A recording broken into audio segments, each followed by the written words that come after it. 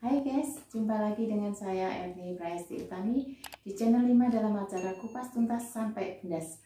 Kali ini kita akan mengangkat satu topik kritik terhadap Profesor Rocky Gerung yang mana statementnya tidak mencerminkan intelektual kampus.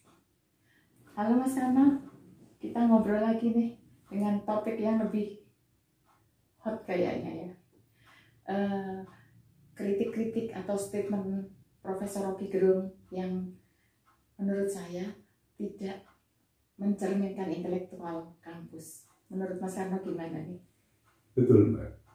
Jadi seorang public figure, ya, apalagi itu intelektual kampus, yang punya gelar profesor lagi, ya, di dalam mengeluarkan statement-statement kritik dan sebagainya, seharusnya menggunakan narasi atau diksi-diksi yang bisa memberikan motivasi kepada para mahasiswa, khususnya generasi milenial.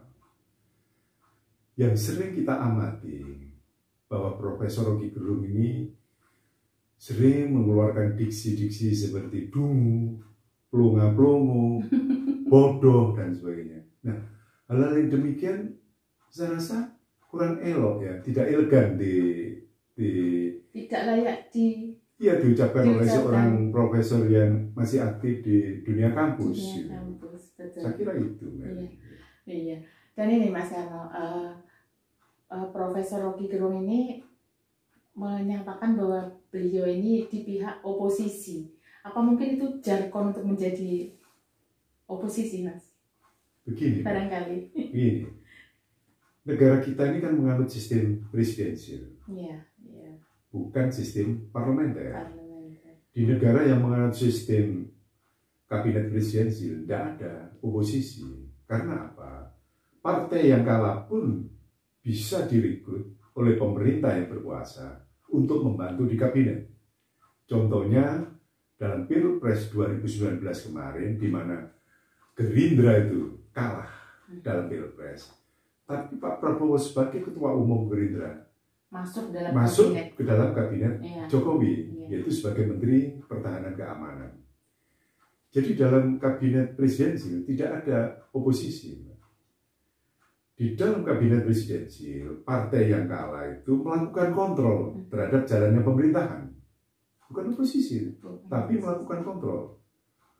Sedangkan para pengamat, bebas. Dia mau melakukan kritik, mau melakukan kontrol terhadap jalannya pemerintahan, tidak apa-apa. Tapi itu bukan oposan. Bukan oposan.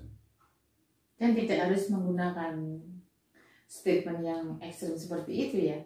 Betul. Harus menggunakan seperti itu. Betul. Kita tetap menghormati budaya bangsa kita, ya. Bahwa kita ini mempunyai budaya yang adiluhung, Mbak. Bagaimana Indonesia di kancah kehidupan internasional ini, kita ini sangat dihormati karena kita adalah bangsa yang berbudaya tinggi. Sehingga sebagai bangsa yang berbudaya tinggi tidak selayaknya mengeluarkan diksi-diksi atau narasi yang tidak pantas, seperti saya katakan, dungu, plonga-plongo, bodoh, dan itu tidak layak diucapkan. Iya. Dan tidak seharusnya, ya, Mas. Iya, betul.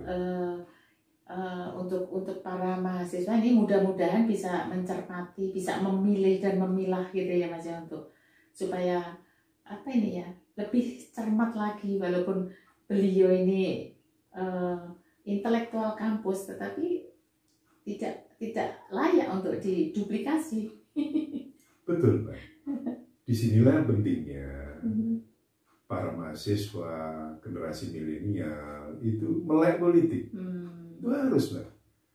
Kalau mahasiswa generasi milenial itu sampai buta politik, maka dia akan menjadi korban politik karena berita-berita hoax, ajakan-ajakan yang bersifat provokatif, mematahkan atau menghentikan pemerintahan di tengah jalan, itu jelas tidak konstitusional, gitu. Karena kita sudah menganut sistem demokrasi, jadi kita hormati. Bahwa demokrasi memang ada frame-nya. Frame-nya adalah law enforcement. Kebebasan kita ini tidak sebebas-bebasnya seperti singa di tengah hutan gitu loh. Tidak. bahwa kebebasan di dalam demokrasi itu tetap ada primnya, yaitu primnya adalah penegakan hukum. Ya, bahwa demokrasi is law enforcement. Harusnya ini Profesor Rocky Gerung yang memberikan kepada mahasiswa ya. Seharusnya. Ya, seharusnya begitu ya. Tapi wajar kita sebagai masyarakat yang memantau perkembangan yang politik. peduli juga dengan kondisi. Betul, iya. Karena lembaga kita ini kan lembaga kajian. Iya. Kita melakukan analisa terhadap semua perkembangan seluruh aspek kehidupan, aspek kehidupan sosial, ekonomi, politik, semua kita amati, kita analisa secara ilmiah dan komprehensif, menyeluruh. Itu memang tugas kita karena kita berada di lembaga kajian.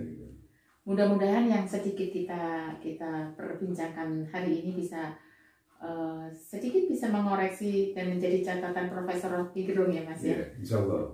Mudah-mudahan ya. Insya Allah. Mas Karno terima kasih, barangkali sama-sama, nanti Mbak.